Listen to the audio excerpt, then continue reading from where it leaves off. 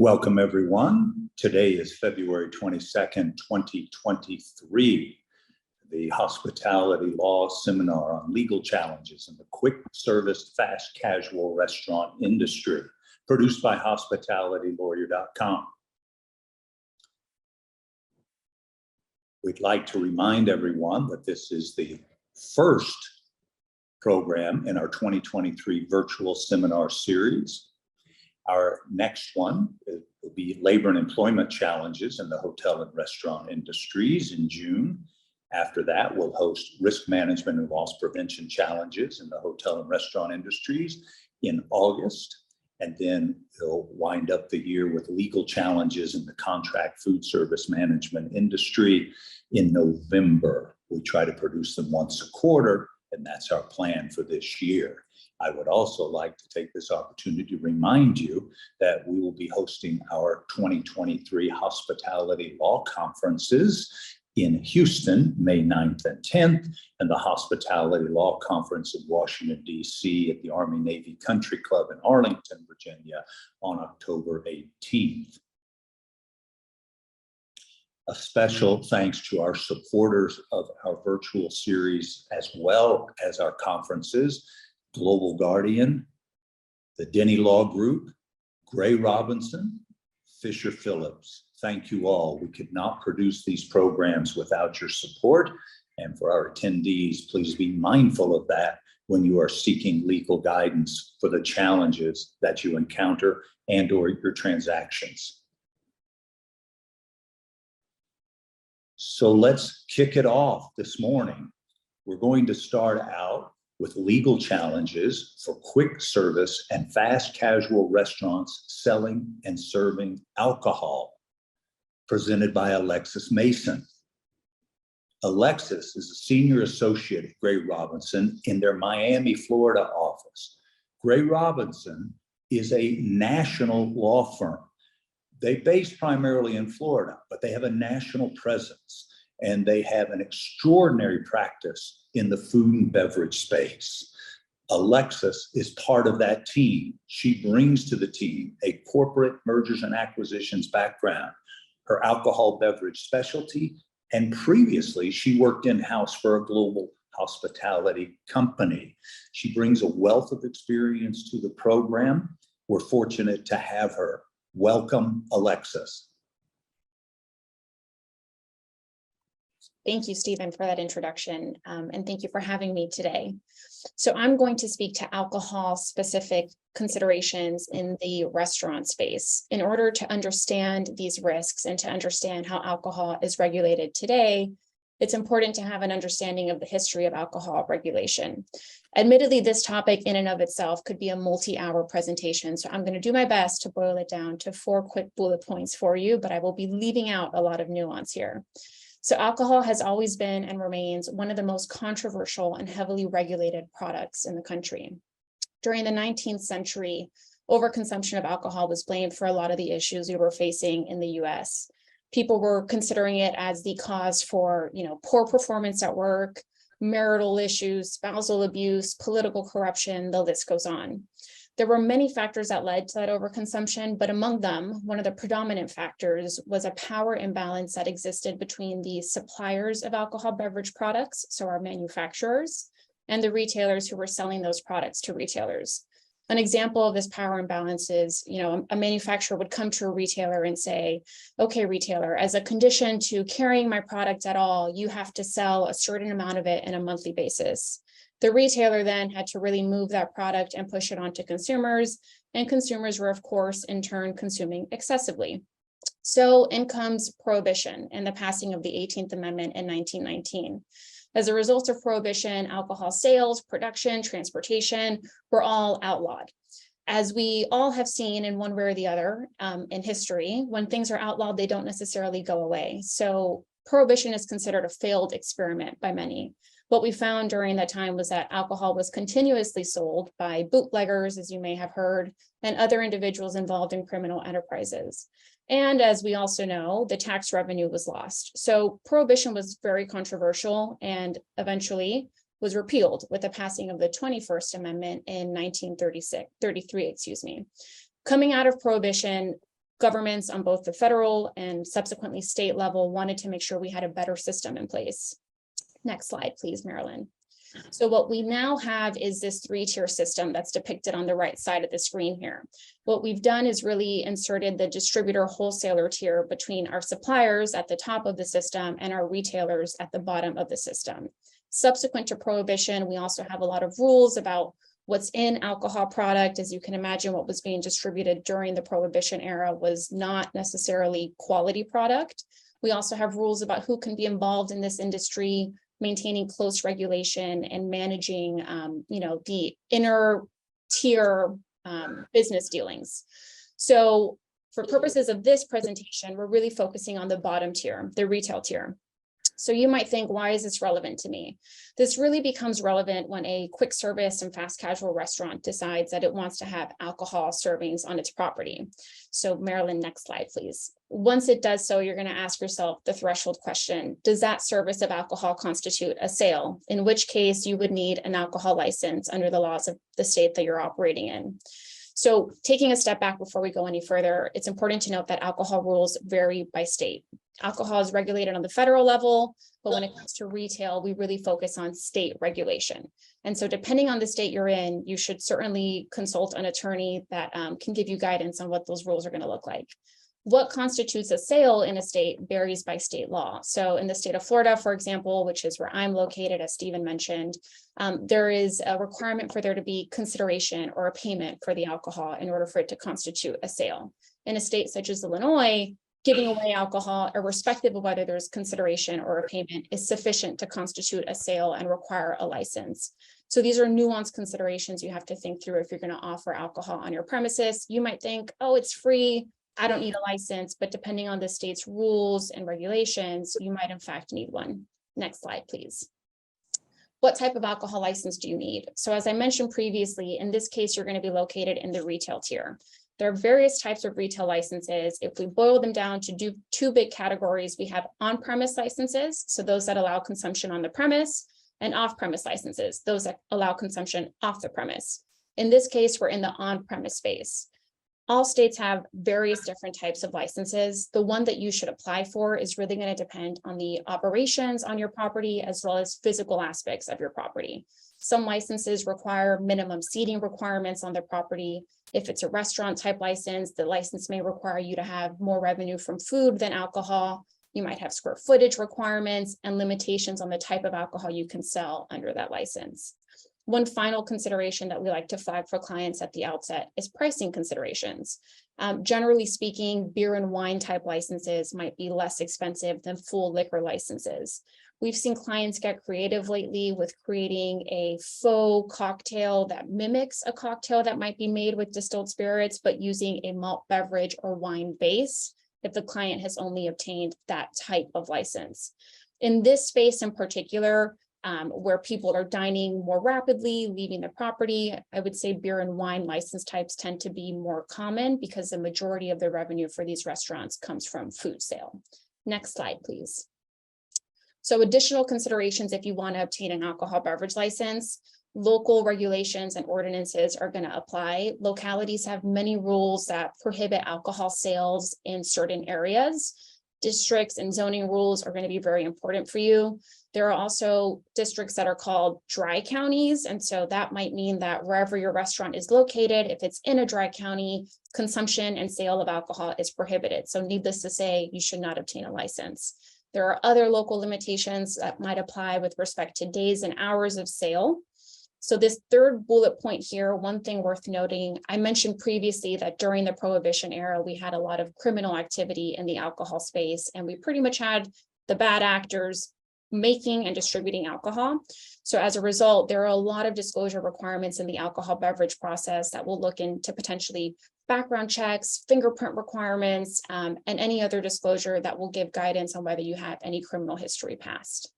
And then finally, as you obtain an alcohol beverage license, it's important to be wary of ancillary approvals and licenses you might also need, specifically compliance with sanitary code requirements. In the end of the day, just like food and beverages are regulated, alcohol beverages are also going to be regulated to ensure that you're operating properly. Next slide, please. So compliance considerations for on-premise licensees. This is a very simple list, but I think the biggest ones that we talk about most frequently. So dram shop laws. These are the laws that are going to vary by state, but they are the laws that will impute liability onto a licensee if there is injury or damage caused by an individual that was consuming on the premises. Some states have very comprehensive dram shop laws, others do not. So it's important to know what state you're in and what the rules are. Employment related issues. So there are various different issues that can be raised in this space. States have different requirements with respect to how old an employee has to be that's involved in alcohol serving. Those requirements might vary for the bartender versus the individual who's just moving the product from the bar to the consumer's table. Server training requirements. All states don't mandate that your alcohol beverage employees have to be server trained. In many instances, even if it's not required, it might be beneficial because you might be able to lower insurance deductibles for your liquor liability insurance if you have trained employees. But again, just be wary of your state's requirements. And again, as I said on the last slide, as with owners and operators, employees too often cannot have certain criminal history records. So for example, the state might have a rule that says, no employee working on the licensed premises can have had a felony in the last 5 years. So something else to be mindful of. These are other points that often come up in the licensure and licensee process. Once you are in fact licensed, you will be subject to potentially warrantless inspections by the alcohol beverage agency in your state. You're going to have very nuanced record keeping requirements. So relevant to this group in particular, if you have a restaurant type license, perhaps there's a requirement in your state that a certain percentage of your revenue come from food and not alcohol sales. If an inspector from the alcohol agency shows up at your property, you're going to want to ensure that you have records to bolster the fact that you have been complying with whatever that percentage requirement is. The 3-tier system, as we mentioned at the outset, and as will become more relevant in the next couple slides, with our 3-tier system, retailers should be buying product from distributors and distributors should be buying product from suppliers. Any circumvention of that system is going to be problematic. So you want to make sure you work within the confines of those rules once you're licensed. In many states, such as Florida, generally speaking, retailers cannot go to a grocery store or a liquor store and buy product. They have to buy it from their wholesaler. There are minor exceptions. In Florida, our club license type allows you to buy product from a wholesaler or a retailer if you are a retailer yourself, but just you have to be aware of these really fun, nuanced requirements that give me job security. So, and then finally on this slide, storage area and lockup requirements. Depending on the state that you're in, there might be limitations on where you can leave product and how it has to be secured. Next slide, please. I'm speaking very quickly because I really want to focus on the last slide, but I want to give you all this information. So continued, more considerations. In the post-COVID-19 era, we have a really interesting dynamic in play for on-premise retailers. During the COVID-19 era, I'm sure you all heard of different executive orders and temporary legislation being passed that would allow outdoor seating at on-premise retail restaurants, as well as alcohol to go, or the more familiar name, cocktails to go. A lot of this legislation became permanent in many states. So it's important, again, to look at the laws in the state in which you're operating. If outdoor seating is now permanently allowed, you can avail yourself of those rules and regulations. The cocktails to go space has been really fascinating because there's just been such nuanced rules and requirements depending on the state you're in. Those requirements, to give you some examples, might be how the product has to be labeled, container size, whether it can be beer and wine versus distilled spirits, how it can be delivered to the end consumer. Some states require the product to be delivered by an employee of the licensee and won't allow use of a third-party platform such as Uber Eats.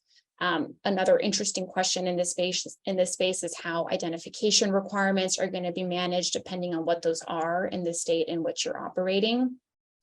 And as you can imagine, this has been a pretty controversial area in the law because off-premise retailers who have previously had protection that their offering is, if you want to consume it off the premises, you buy from me, are now seeing on-premise retailers such as restaurants seep into their space a little bit. So it hasn't been without controversy. And then the final big ticket category of compliance considerations are trade practice rules. So again, we talked about how in the pre-prohibition era, there was a concerning power imbalance with suppliers and retailers. Suppliers were exerting influence and control over retailers. Nowadays, we often have clients who point out that, retailers are just as big as suppliers now. These rules don't really make sense, but nonetheless, they were created and passed in the dynamic that existed and with the consideration of the pre-prohibition era. So that relationship, the relationship between a supplier and a retailer that would be problematic, where the two are really unified and doing business together, was coined as a tied house relationship. We now have a lot of rules to prohibit that. Generalizing them, I'd really like to put them in two categories. The first is rules that prohibit overlapping ownership and control between suppliers and retailers, or in this case now, distributors and suppliers on the one hand and retailers on the other. So for your purposes, this is important because if you obtain a retail alcohol beverage license, you have to do so knowing that that might preclude you from venturing into a business opportunity in either the distribution or supplier tier, right? The upper tiers. Otherwise, if you want to do those things down the road, you might be faced with having to relinquish your retail license in order to get into those other tiers. There are some exceptions to these prohibitions on overlapping ownership and control in two tiers. Perhaps if you have a very minor interest in a second tier, or you have an interest in a publicly traded company in a second tier, you might be able to structure around it. And we've certainly advised clients in that regard, but it's something to be wary of. And the second category is really a prohibition on any upper tier industry member, so a supplier or distributor, providing anything of value to a retailer. Again, this goes back to the spirit of trying to make sure that we maintain retailer autonomy and independence and don't have any concerning dynamic between the supplier or distributor and the retailer on the other hand. So as with overlapping ownership and control, there are some nuanced exceptions to this prohibition. For example, there are a lot of exceptions that allow tastings or samplings conducted by a manufacturer on a retailer's premises. You might be able to obtain interior signage from a manufacturer to put on your retail premises. Nonetheless, our general rule of thumb is before you accept something from a manufacturer or distributor, you should run it by your attorney to ensure that it is okay under the tied house and trade practice rules. Next slide, please. So this is the slide that I really want to focus our attention on. I think this is the slide that highlights the items that are most relevant to this industry. So I mentioned earlier, if you're looking at a restaurant license type, there might be limitations on what the physical layout and aspects of the property have to include. For example, one of the items I had on the earlier slide was square footage. So in this industry, right, we see a lot of fast casual and quick service restaurants that perhaps have smaller square footage, more of an eat quickly and go, structure. If you don't meet the square footage requirements, you might not qualify for the license. If you don't meet the seating requirements with which these restaurant types generally have fewer seating options, you might not meet certain licensure requirements. So as a first step, if you're considering obtaining a license, it's really important to understand what your options are, and an attorney could advise you on that, and what you'll be limited by given the physical layout of your property. Another item that I know is very popular in this industry is loyalty programs.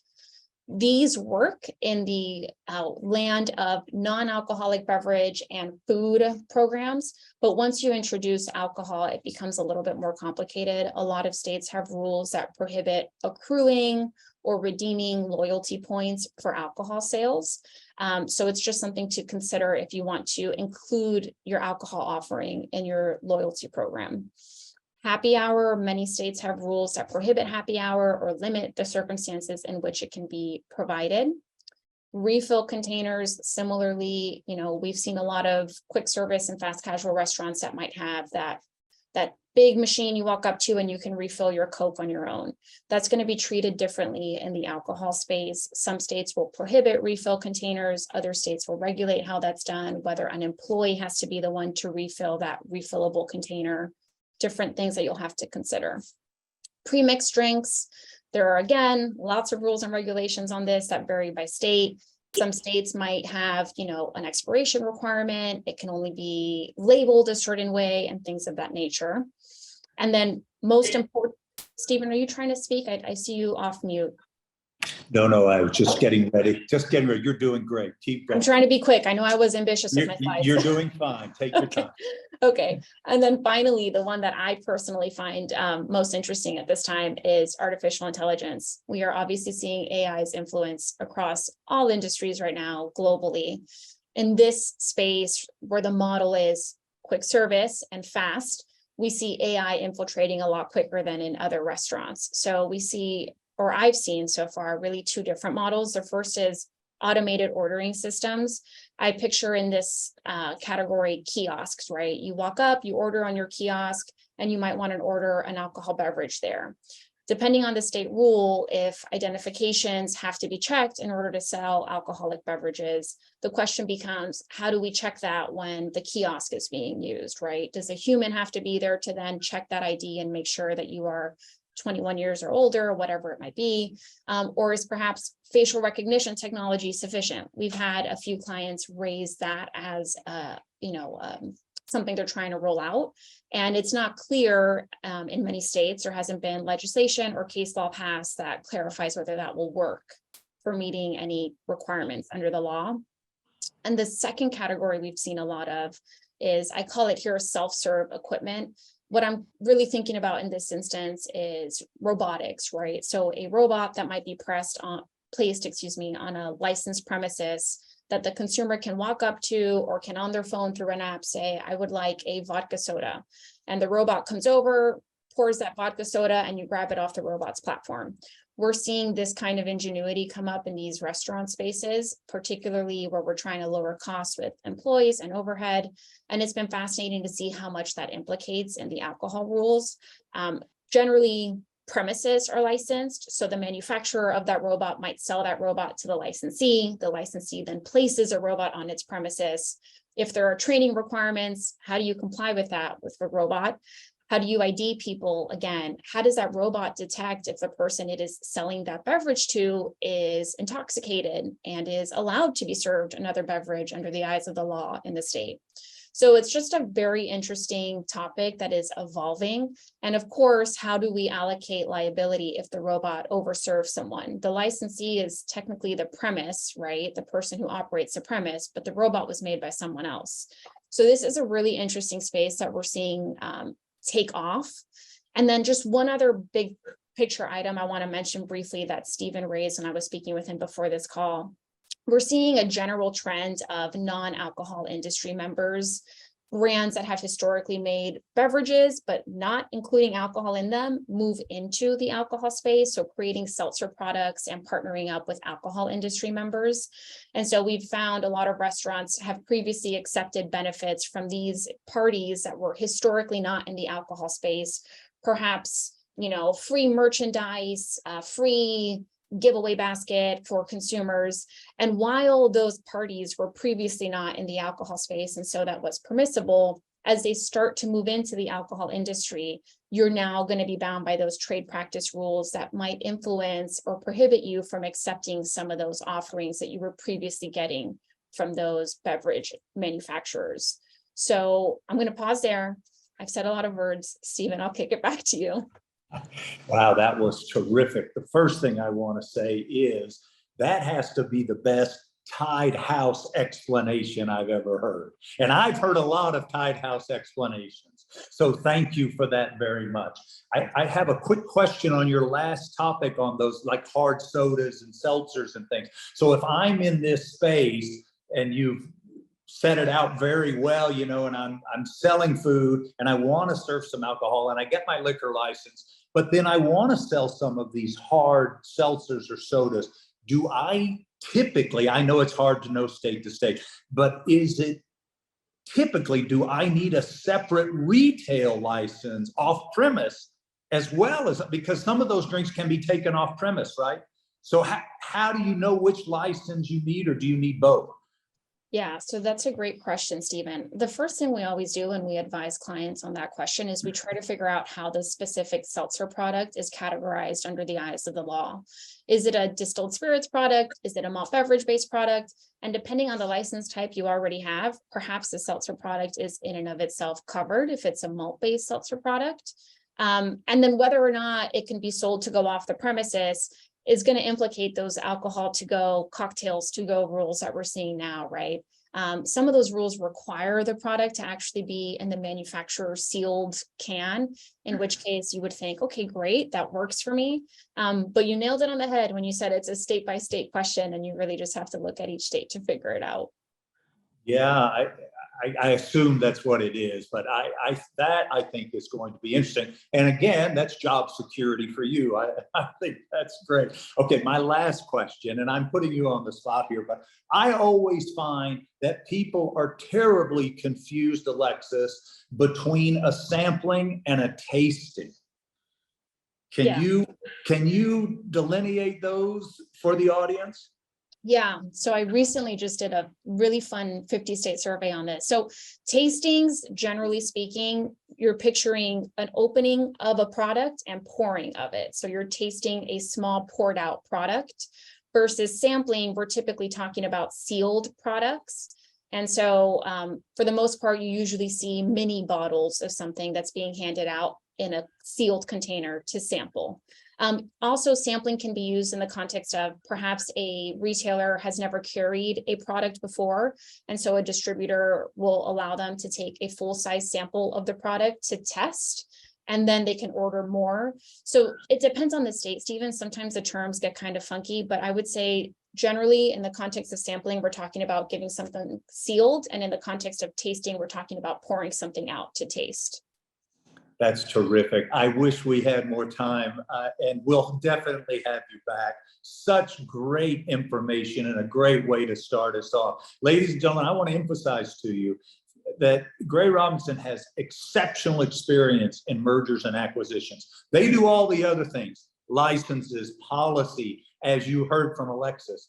But if you're thinking about an M&A situation where you've got to transfer licenses, there is not a better law firm in the country, perhaps the world, than Gray Robinson. So keep them, I was going to say Rolodex, but that just dated me. I'm going to back off of that. Okay, Alexis, thank you very much. What a great way to kick us off.